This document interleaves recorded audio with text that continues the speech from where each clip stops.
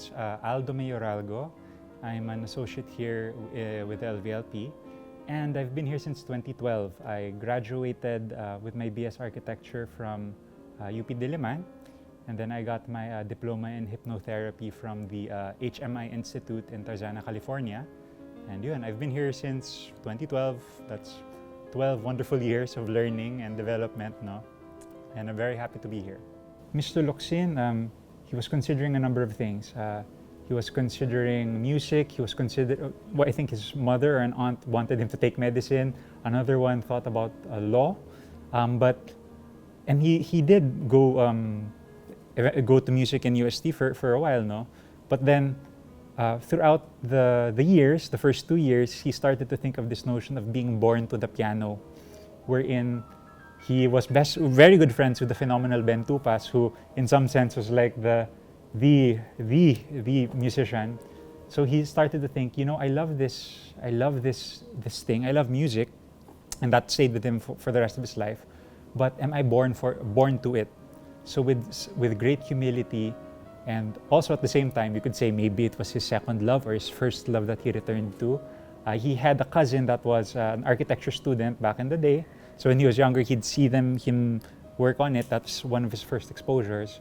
Then eventually, yun nga, habang nagmumuni-muni siya in his second year, one more year left before graduation from the Conservatory of Music, he passed by the architecture building, looked at the works and thought, yeah, that's what I actually want to do. So he took the plunge, and the rest is history.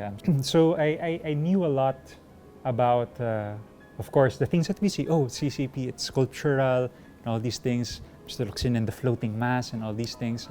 Sir Jared Lico was my professor, of course, in UP. So I also knew about the political aspect and the different views to sort of look at that. But what I did not anticipate upon looking when I came here in 2012, no, as a student, actually I worked as a working student for 2 years, was the sort of deeper sort of subtext, or not necessarily subtext, but the deeper principles that underlied any forms that they made. So much so that even if we don't strictly do what, style was very important back in the day during the time of Mr. Locsin, Mr. Coscoluela, Mr. Manyosa. Style was one of the ways to really differentiate themselves, and at the same time, clients liked you for the style. I didn't anticipate that moving forward after Mr. Locsin's death, they could still express the same principles of his work, the deeper sort of meanings and forces, without necessarily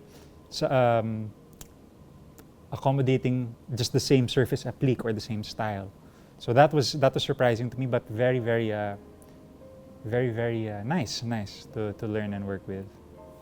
If you see a lot of our work, it is understated, not too much on the nose.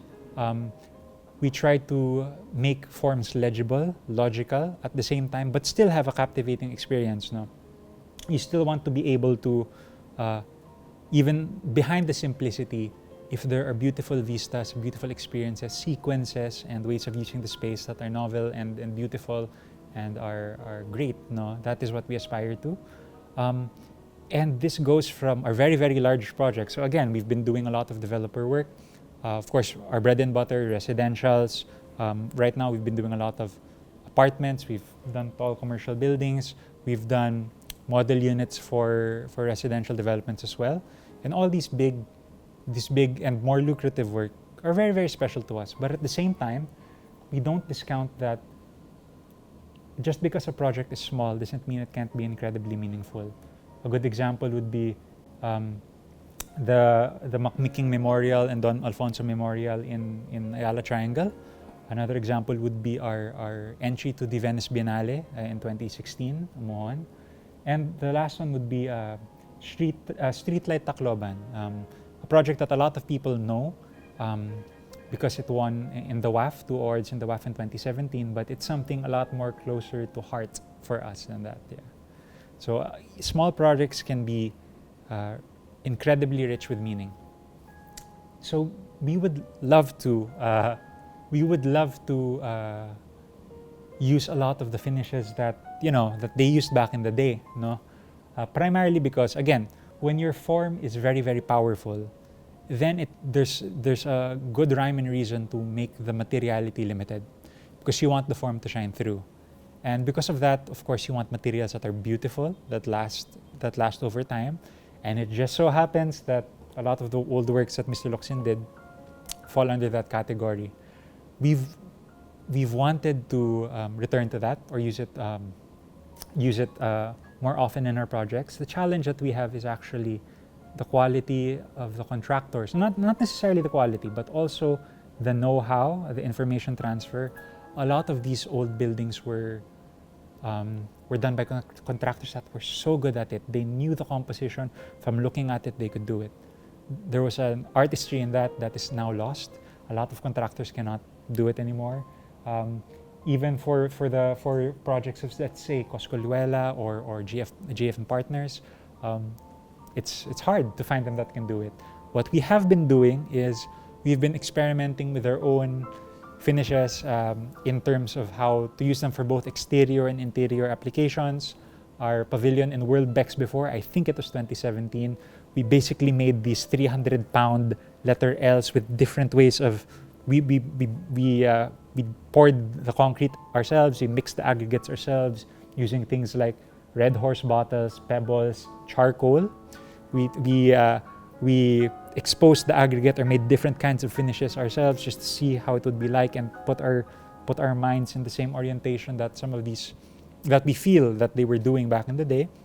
For interiors, they are experimenting a lot with different finishes of plaster. They have a lot of mock-ups that we find there.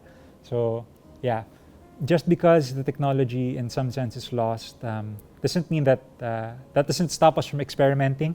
Hopefully in the future we will find or revisit contractors that are able to do our vision, but for now we are tinkering and trying to keep it alive again.